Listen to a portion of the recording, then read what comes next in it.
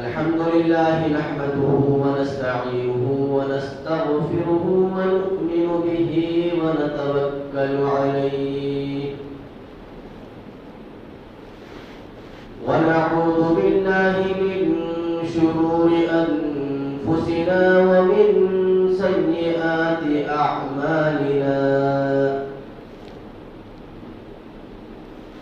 من يهده الله فلا مضل له ومن يضلله فلا هادي له ونشهد أن لا إله إلا الله وحده لا شريك له ونشهد أن سيدنا وسندنا وحبيبنا وطبيبنا ومولانا محمدا عبده ورسوله أرسله الله تعالى بالحق بشيرا ونذيرا وداعيا إلى الله بإذنه وسراجا منيرا أما بعد فقد قال الله تبارك وتعالى في القرآن المجيد والفرقان الحميد أعوذ بالله من الشيطان الرجيم بسم الله الرحمن الرحيم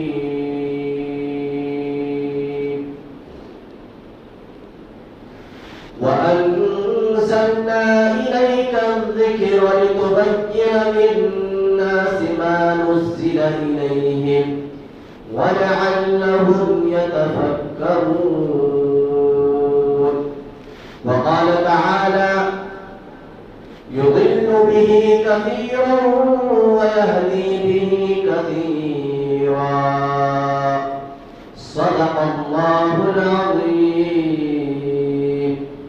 وقال النبي صلى الله عليه وسلم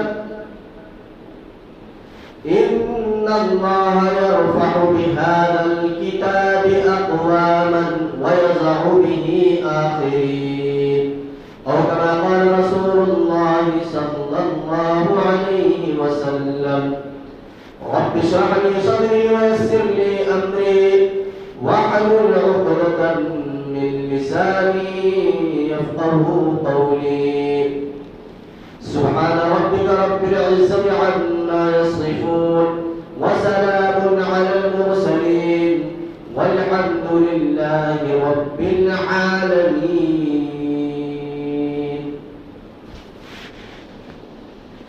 محترم و مکرم حضرات سامعین، حاضرین جمعہ، عزیز طلبہ، ابھی میں نے آپ حضرات کے سامنے قرآن مقدس کی دو آیتیں اور ایک جناب محمد رسول اللہ صلی اللہ علیہ وسلم کی بتائی ہوئی احادیث میں سے ایک حدیث پیش کی. آج اس جمعہ میں آپ حضرات کے سامنے یہ بندہ صرف 3 باتوں کا تذکرہ کرنے کی کوشش کرے گا. پہلی چیز قرآن پاک کی فضیلت، اس کی عظمت، اس کا مقام اور اس کی کیا بلندی. دوسری چیز قرآن پر عمل نہ کرنے والے، قرآن سے انکار کرنے والوں کا انجام کیا ہوتا ہے. اور تیسری چیز قرآن سے انکار کرنے والوں کا انجام کیا ہوتا ہے. اس سلسلے میں اللہ تعالی ہمیں ایسے واقعات اور ایسی چیزیں سامنے میں لا کر کے کیا عبرت کیا اللہ تعالیٰ ہمیں نصیحت دینا چاہتے ہیں؟ ان باتوں کی طرف اشارہ کرنے کی کوشش کروں گا۔ سب سے پہلے ہم قرآن کی عظمت، اس کا مقام، اس کا مرتبہ سمجھنے کی کوشش کریں گے۔ خلاصہ یہی ہے کہ قرآن پاک دنیا کی وہ واحد کتاب ہے جو سب سے زیادہ بلند ہے، سب سے زیادہ مقام رکھنے والی ہے۔ ایسی کتاب ہے جس کتاب میں کوئی شک نہیں، لا ریب فیہ، اس میں کوئی شک نہیں۔ ایک ایسی کتاب ہے جس کا ایک ایک حرف بلکہ ایک ایک نقطہ محفوظ ہے۔ ایک ایسی کتاب ہے جو انسان کے لیے زندگی ہے، مشعل راہ ہے، ہدایت کے راستے اس میں ہیں، زندگی سنوارنے کے بہت سارے طریقے اس میں بتائے گئے ہیں۔ اس میں کوئی شک نہیں کہ دنیا کی عظیم ترین کتاب قرآن پاک ہے۔ قرآن پاک کے بارے میں جناب محمد رسول اللہ صلی اللہ علیہ وسلم نے ارشاد فرمایا کہ قرآن پاک ایک ایسی عظیم الشان اور رتبے والی کتاب ہے کہ اس کتاب کو جو شخص بھی اپنا لیتا ہے، جو شخص بھی اس کتاب کو اپنے گلے سے لگا لیتا ہے، اس کو پڑھتا ہے، اس کی تلاوت کرتا ہے، آقا مدنی جناب محمد رسول اللہ صلی اللہ علیہ وسلم نے فرمایا کہ اس کے پڑھنے والے کے لیے ہر حرف پہ 10 نیکیاں لکھی جاتی ہیں۔ ہر حرف پہ اللہ نے 10 نیکی رکھی ہے۔ قرآن پڑھنا بھی ثواب، قرآن کا سننا بھی ثواب، قرآن کا دیکھنا بھی ثواب، قرآن کو چومنا بھی ثواب۔ مطلب اللہ کا یہ ایسا عظیم کتاب ہے اللہ کی کہ اس کے ہر چیز میں اللہ نے برکتیں رکھ دی۔ قرآن کوئی پڑھ رہا ہے بیٹھ کر کے ہم سن رہے ہیں، اس پر بھی ہمیں اجر دیا جاتا ہے۔ قرآن کی کوئی تفسیر کر رہا ہے، ہم سن رہے ہیں، اس پر بھی اجر لکھا جاتا ہے۔ تو اللہ نے اس کتاب کی بڑی اہمیت، بڑی فضیلت اور بے شمار خصوصیات اللہ نے اس کتاب کے اندر رکھی۔ اس کے الفاظ محفوظ، اس کے معانی محفوظ، اس کا ترجمہ محفوظ، اس کی تفسیر محفوظ، اور جس زبان میں نازل کی گئی وہ زبان بھی محفوظ۔ ایسا آپ نے کہیں نہیں دیکھا ہوگا، پوری دنیا کے اندر جتنی کتابیں چھپتی ہیں ہر کتاب کا ٹرانسلیشن ہو جاتا ہے، کہیں عربی میں، کہیں فارسی میں، کہیں ہندی میں، کہیں کنڑ میں، کہیں ملیالم میں، کہیں تمل میں، کہیں تیلگو میں، ہر کتاب کا ٹرانسلیشن ہوتا ہے۔ قرآن پاک ایک ایسی کتاب ہے، اس کو اسی زبان میں پڑھنا، اس زبان کے علاوہ کوئی زبان میں کوئی پڑھ نہیں سکتا۔ اس کے الفاظ چاہے جس زبان میں بھی لکھی جائے الحمدللہ ہے تو اس کو اسی طریقے پر پڑھا جائے گا۔ اس کے علاوہ اس کی جگہ پہ، اس کے مقابلے میں کوئی جملہ یا کوئی دوسرا سینٹینس یا کوئی دوسرا ورڈ استعمال نہیں کیا جائے گا۔ یہ قرآن کا اعجاز ہے، یہ قرآن کا مقام ہے، یہ قرآن کی فضیلت ہے۔ اسی وجہ سے اللہ کے رسول جناب محمد رسول اللہ صلی اللہ علیہ وسلم نے فرمایا کہ قرآن کی تلاوت کیا کرو۔ کہیں فرمایا کہ اپنے گھروں کو ویران قبرستان نہ بنایا کرو، اپنے گھر کو قبرستان نہ بناؤ۔ آقا انعامدار مدینے کے تاجدار احمد مصطفیٰ محمد مصطفیٰ صلی اللہ علیہ وسلم سے پوچھا گیا اس کا کیا مطلب ہے؟ اللہ کے رسول نے فرمایا اس کا مطلب یہ ہے کہ وہ گھر قبرستان ہے، وہ گھر ویران ہے، وہ گھر جو ہے جنگل ہے، جس گھر کے اندر قرآن کی تلاوت نہ کی جاتی، جس گھر میں قرآن نہ پڑھا جاتا ہو، وہ گھر جنگل کے مانند ہے۔ قبرستان کے مانند ہے، اور اسی طریقے سے جنگل کے مانند اللہ کے رسول صلی اللہ علیہ وسلم نے اس گھر کو قرار دیا جس گھر میں قرآن کی تلاوت نہ ہوتی۔ قرآن کا پڑھنا باعث خیر ہے، باعث بھلائی ہے، باعث منفعت ہے۔ قرآن کو گھر میں پڑھو، گھر میں برکت آ جائے گی۔ فیکٹری میں پڑھو، فیکٹری میں برکت آ جائے گی۔ کار میں پڑھو، کار میں برکت آئے گی۔ دکان میں پڑھو، دکان میں برکت آئے گی۔ جس مقام پہ اور جس جگہ پہ قرآن کی تلاوت کی جائے گی، اس کا مقام، اس جگہ کا مقام اسی اعتبار سے بڑھتا چلا جائے گا۔ اس کی بے شمار فضیلتیں اللہ کے رسول صلی اللہ علیہ وسلم نے اور اللہ تعالیٰ نے خود قرآن مجید کے اندر بے شمار جگہ پہ اس کی فضیلتیں بیان کی۔ تو قرآن ایک عظیم الشان کتاب، اس کی فضیلت بھی اسی اعتبار سے۔ آج دنیا کے اندر سوال کرنے والے بہت سارے سوالات کرتے ہیں، بہت ساری باتیں کرتے ہیں، اور ہمارے یہاں ہوتا بھی ہے۔ لوگ کہتے ہیں کہ فلاں جاب بہت اچھا ہے، فلاں نوکری بہت اچھی ہے، فلاں جگہ پہ کام کرنا بہت بڑا منافع کا سبب ہے۔ آئیے آج ہم اسلامی نقطۂ نظر سے، اسلامی طریقہ کار سے دیکھتے ہیں کہ بہترین نوکری، بہترین جاب کون سا ہے۔ ہم تو دنیا کے اعتبار سے فلاں فیکٹری، فلاں کمپنی، فلاں جگہ کی نوکری، فلاں جگہ کی جو ہے ملازمت ہمارے ذہنوں میں ہے کہ فلاں جگہ پہ اگر نوکری مل گئی تو بہت اچھا ہے، فلاں کمپنی میں جاب مل گیا تو بہت اچھا ہے، فلاں جگہ پہ اگر ہمیں کام کرنے کو مل گیا تو بہت اچھا ہے۔ یہ تو دنیاوی اعتبار سے ہے۔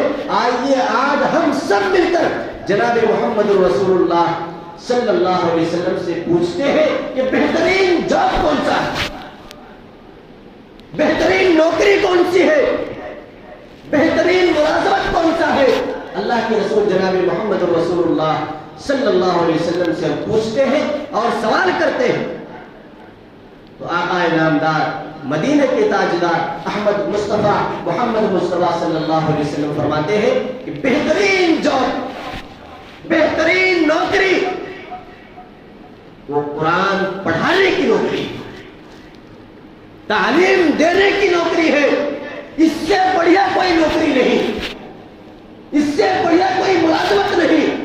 یہ میری بات نہیں، آقا صلی اللہ علیہ وسلم فرماتے ہیں خیرکم من تعلم القرآن وعلمہ، کہ تمہاری تمام نوکریوں میں، تمہارے تمام کاموں میں، تمام ملازمت میں سب سے بہترین کام اور سب سے بہترین نوکری آقا صلی اللہ علیہ وسلم فرماتے ہیں خیرکم، بہترین نوکری، بہترین جاب وہ ہے جو تعلیم قرآن کی نوکری کر رہے ہیں۔ من تعلم القرآن، جو قرآن کو پڑھنے میں، پڑھانے میں نوکری کر رہے ہیں، جاب کر رہے ہیں، آقا صلی اللہ علیہ وسلم فرماتے ہیں کہ یہ بہترین جاب ہے، یہ بہترین نوکری ہے، اس سے بڑھیا کوئی نوکری نہیں۔ کیوں؟ وجہ بھی ہے، اس لیے کہ جس چیز کی نوکری کر رہے ہیں کوئی معمولی کتاب نہیں، سب سے عظیم ترین کتاب ہے، سب سے محترم بشان کتاب ہے، اور اس کی تو اور بے شمار فضیلتیں ہیں۔ کہاں تک اور آپ حضرات تو سنتے رہتے ہیں، ہر جگہوں پہ جلسے جلوس کے اندر سنتے رہتے ہیں اس کی نوکری جو ہے، اس کی فضیلت، قرآن پاک کی فضیلت۔ ایک تو قرآن پاک کی فضیلت، دوسری بات جو قرآن پاک کو اپنے سینے میں محفوظ کر لیتا ہے اس کی الگ فضیلت، اس کا الگ مقام، اس کا الگ رتبہ۔ جو شخص قرآن پاک کو اپنے سینے میں محفوظ کر لیا، آقا صلی اللہ علیہ وسلم اس کے بارے میں فرماتے ہیں کل قیامت کے دن اس حافظ قرآن سے، اس قرآن کے قاری سے کہا جائے گا کہ تم اپنے خاندان قبیلے میں جا کر کے 10 ایسے لوگوں کے پکڑ کر کے لاؤ میرے سامنے، لے کر کے آؤ۔ کون شخص 10 ایسے افراد اپنے خاندان قبیلے کے جن کے اوپر جہنم میں جانا طے ہو گیا، ایسے 10 افراد کو لے کر کے آؤ، وہ حافظ قرآن جائے گا اپنے خاندان سے، اپنے قبیلے سے، اپنے رشتہ داروں میں سے 10 ایسے افراد کو جن کے اوپر جہنم میں جانا طے ہو چکا، لازم ہو چکا، خدا کے سامنے پیش کرے گا۔ اللہ فرمائیں گے کہ تو نے دنیا کے اندر رہتے ہوئے قرآن کو حفظ کیا، اس کے اوپر عمل کیا، اسے اپنایا، آج اعزاز یہ ہے، تیرا مقام یہ ہے کہ تیرے صدقے میں آج اس 10 کو معاف کر کے جنت کی طرف بھیج رہا ہوں۔ یہ ان کا مقام ہے حامل قرآن کا، اور بہت سارے اس کی فضیلت ہے۔ ایک حدیث میں اللہ کے رسول صلی اللہ علیہ وسلم نے فرمایا اقرأ وارتقي ورتل كما كنت ترتل في الدنيا فإن منزلك عند آخر آية تقرأها۔ حافظ قرآن سے قیامت کے دن کہا جائے گا، دنیا کے اندر اس سے ہم کہتے ہیں کوئی حافظ قرآن ہو، کہتے ہیں قرآن پڑھو تو پڑھنا شروع کرتا ہے، جہاں سے بولتے ہیں وہاں سے شروع کرتا ہے۔ قیامت کے دن بھی ایسی ہوگا، حافظ قرآن سے، حامل قرآن سے کہا جائے گا کہ قرآن پڑھتا جا، جنت کی سیڑھیوں پہ چڑھتا جا۔ وہ قرآن پڑھتا جائے گا، جنت کی سیڑھیوں پہ چڑھتا جائے گا۔ آگے اللہ کے رسول صلی اللہ علیہ وسلم اس حدیث میں خود فرماتے ہیں کہ وَرَتِّلْ كَمَا كُنْتَ تُرَتِّلُ فِي الدُّنْيَا فَإِنَّ مَنزِلَكَ عِنْدَ آخِرِ آيَةٍ تَقْرَؤُهَا، کہ تمہارا مقام وہیں پر ہے جہاں پر جا کر کے تو ٹھہر جائے گا۔ اتنا بڑا رتبہ ہے، اتنا بڑا مقام ہے، یہ حامل قرآن ہے۔ ایک تو قرآن کی فضیلت، دوسرا حامل قرآن کی فضیلت، حفاظ کی فضیلت، ان کا مقام، ان کا رتبہ یہ ہے۔ اگر کسی کا بیٹا حافظ ہو گیا، حافظ قرآن ہو گیا، تو حامل قرآن، حافظ قرآن کو جو اعزاز دیا جائے گا، جو مقام ہوگا، وہ تو دوسرے نمبر کی بات ہے۔ اللہ کے رسول صلی اللہ علیہ وسلم فرماتے ہیں کہ جس کا بیٹا حافظ قرآن ہو گیا، اس کے ماں باپ کو کل قیامت کے دن سورج سے بھی زیادہ روشن تاج ایک پہنایا جائے گا، جس سے پتا چلے گا، لوگ پہچان لیں گے کہ یہ فلاں حافظ کے والد صاحب ہے۔ یہ حامل قرآن اور ان کے والدین کو یہ اعزاز ملے گا قیامت کے دن۔ تو خلاصہ کلام یہ ہے کہ قرآن کی عظمت ہمارے دل میں ہونی چاہیے۔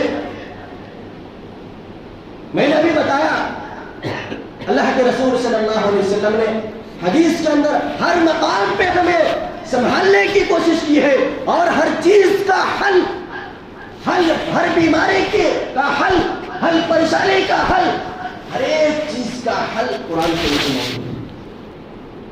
ہم کرنا نہیں چاہتے ہیں بس۔ اللہ کے رسول جناب محمد رسول اللہ صلی اللہ علیہ وسلم نے فرمایا، میں کھول کے بتا رہا ہوں، کسی پہ جادو چل گیا، اس کا حل قرآن میں ہے۔ کسی کو نظر لگ گئی، اس کا حل قرآن میں ہے۔ کسی کو پریشانی ہے، اس کا حل قرآن میں ہے۔ بدن میں درد ہے، اس کا حل قرآن میں ہے۔ سر میں درد ہے، اس کا حل قرآن میں ہے۔ آپ کھول کر کے دیکھیے، رزق کی پریشانی ہے، اس کا حل قرآن میں۔ کون ایسی بیماری ہے، کون ایسی پریشانی ہے جس کا حل قرآن کے اندر موجود نہیں ہے؟ ہر ایک پریشانی کا حل قرآن کے اندر اللہ تعالیٰ نے رکھ دیا ہے۔ بس افسوس کی بات یہ ہے کہ کبھی ہم اس کو سمجھنے کی کوشش نہیں کرتے، کبھی اسے پڑھنے کی کوشش نہیں کرتے۔ کئی ایسے گھر مل جائیں گے مسلمانوں کے جن کے گھر میں نہ جانے کتنے مہینے گزر جاتے ہیں، کبھی قرآن کی تلاوت نہیں ہوتی۔ تو کیا اس گھر میں اللہ کی رحمت آئے گی، اللہ کی برکت آ سکتی ہے؟ کبھی نہیں آ سکتی۔ نحوست کو بھگانے والی کتاب، پریشانی دور کرنے والی کتاب، وہ تو قرآن ہے، اور اس کو ہم نے تہ کر کے طاقوں میں سجا دیا۔ کبھی کھولنے کی، کبھی پڑھنے کی، کبھی پڑھوانے کی ہمیں توفیق نہیں ہوئی، تو ہمارے گھروں کے اندر کیسے برکت آ سکتی ہے؟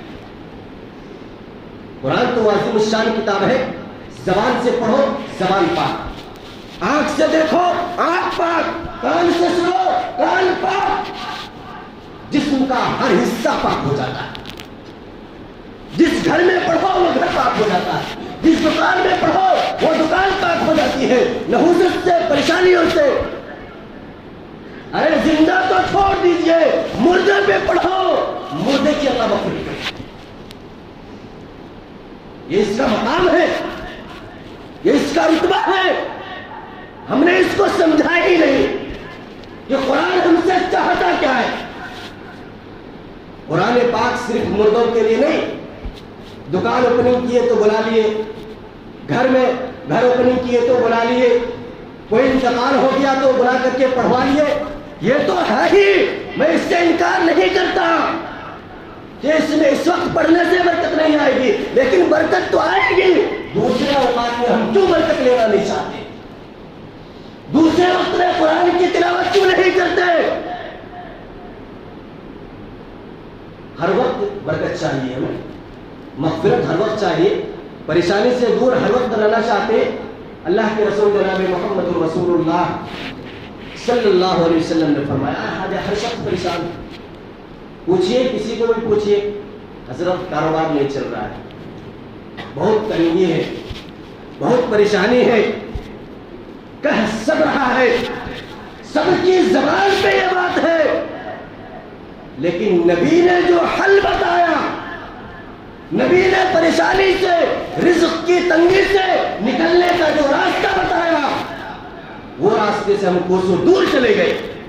نبی نے فرمایا, آقا صلی اللہ علیہ وسلم نے حدیث کے اندر فرمایا کہ اگر کسی انسان کو رزق کی تنگی ہے, رزق کی پریشانی ہے, بلا ناغا سورہ واقعہ پڑھا کے رزق کی تنگی ختم ہو جائے گی. کون اس کے اوپر عمل کر رہا ہے؟ کون اس بات کو سمجھ رہا ہے؟ اور اس زمانے کے صحابی نے عمل کیا. کتابوں کے اندر لکھا ہے کہ وقت کے سب سے بڑے مالدار بن گئے, اور آج بھی ہے, آج بھی وہی حدیث ہے, آج بھی اللہ کا وہی کلام ہے, اور تمام چیزیں وہی ہے. اس کے اندر جو برکات ہے اس کا میں اور آپ اندازہ نہیں لگا سکتے. پڑھ کر کے تو دیکھیے کبھی چہرے پہ کیسا نور آتا ہے, کیسی نحوست دھلتی ہے, پڑھ کر کے دیکھنا ہے. بلا ناغا پڑھیے اس کو, یہ عظیم شان کتاب ہے. جس طریقے سے زندوں کی مغفرت کرتی ہے اور مردوں کی مغفرت کرتی ہے, زندوں کی بھی کرتی ہے, ایسی کتاب ہے.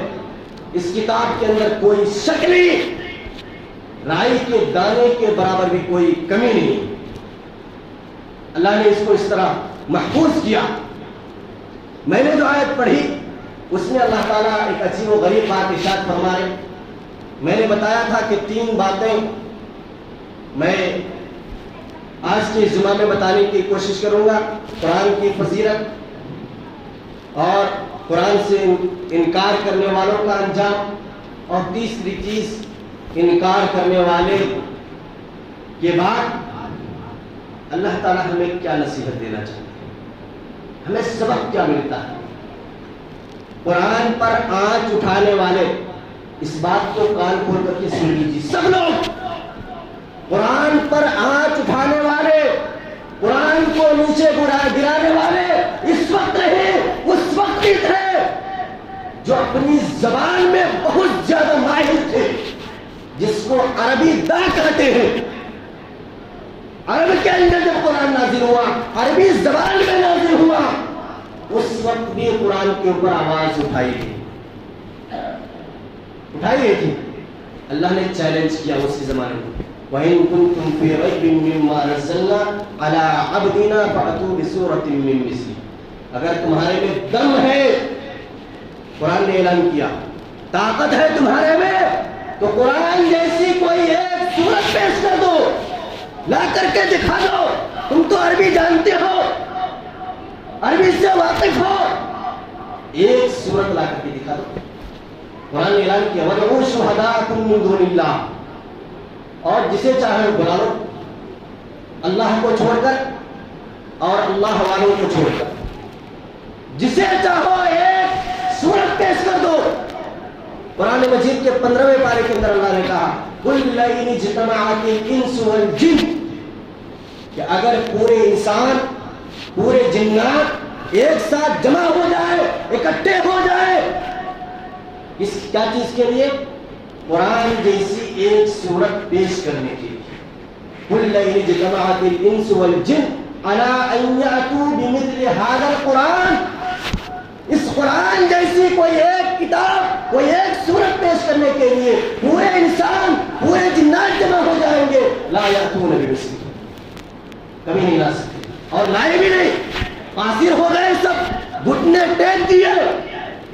آج کوئی شیطان قرآن پہ بکے، قرآن کی آیتیں نکالنے کی کوشش کرے، وہ کیا نکالے گا؟ قرآن کی آیت اللہ نے اسے نکالا، نکل گیا وہ. یہ قرآن کا بہت بڑا معجزہ. اللہ کی قسم ہم نے جب سنا تو اب تک تو پڑھ رہے تھے کتابوں میں کہ قرآن کے اندر جو معجزہ ہے ان معجزوں میں سے ایک معجزہ یہ بھی ہے کہ قرآن کا جو شخص قرآن کی آیتوں کا انکار کرتا ہے اللہ اسے نکال دیتے ہیں. اب تک سن رہے تھے آنکھوں سے بھی.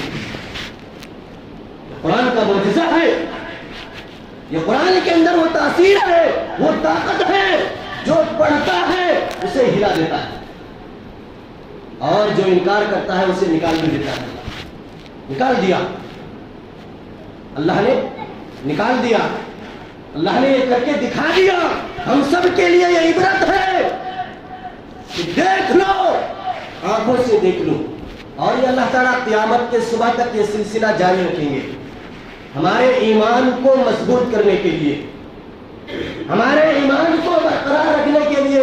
یہ سلسلہ جاری رہے گا، شیطان پیدا ہوتے رہیں گے، قرآن پہ اسلام پہ دین پہ شریعت پہ انگلی اٹھانے والے پیدا ہوتے رہیں گے. لیکن جب بھی اٹھیں گے ان کی انگلی کاٹنے والے بھی اللہ تیار کریں گے. جب بھی کوئی فرعون آیا تو اللہ موسیٰ بھی پیدا کیے.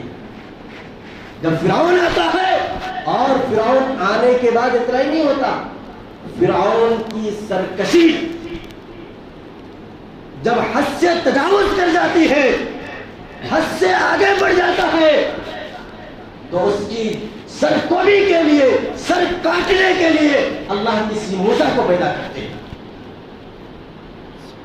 آج بھی دیکھیے اللہ کا یہ جو کلام ہے اس کا اعجاز دیکھیے، کتنا بڑا معجزہ.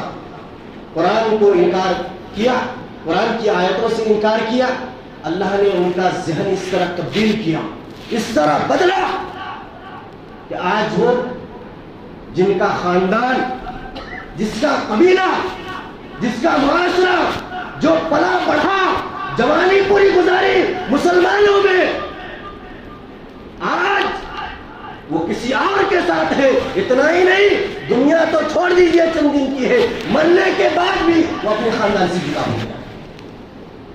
کبھی خاندان سے مل نہیں سکتا، نہ دنیا میں نہ آخرت میں. خاندان قبیلہ جو جائے گا مرنے کے بعد جنت میں جائے گا اور یہ خبیث جہنم میں جائے گا. ایک بات بتاتا چلو، دنیا آخرت کے اندر جو انسان کو جنت ملے گی اعمال کی وجہ سے نہیں، ایمان کی وجہ سے. اعمال الگ چیز، ایمان الگ چیز. ایمان کے بغیر اگر کتنے بھی اعمال ہمارے پاس ہو، کتنے بھی نیکیاں ہو، تو وہ اعمال وہ نیکیاں ہمیں جنت میں نہیں لے جائے گی. ہم جنت میں جائیں گے ایمان کی وجہ سے. بہت سارے لوگ قیامت کے دن ایسے بھی ہوں گے جن کے پاس نیکیاں نہیں ہوں گی لیکن ایمان ہوگا. ایمان ہوگا تو ایمان کے بلبوتے پہ اللہ تعالی اپنے فضل سے، اپنے کرم سے اسے جنت میں بھیجیں گے. اور یہ ظالم، یہ شیطان، یہ ملعون سب سے بہترین چیز کو، سب سے اونچے مقام رکھنے والی، آخرت میں جنت دلانے والی چیز کو چھوڑ کر کے الوداع کہہ کر کے اب وہ چلا گیا. اب یہ کہہ سکتے ہیں کہ وہ کبھی جنت میں جائے گا؟ کتنا بھی گنہگار ہو، اگر ایمان ہے اس کے پاس تو ایک نہ ایک دن جنت میں ضرور جائے.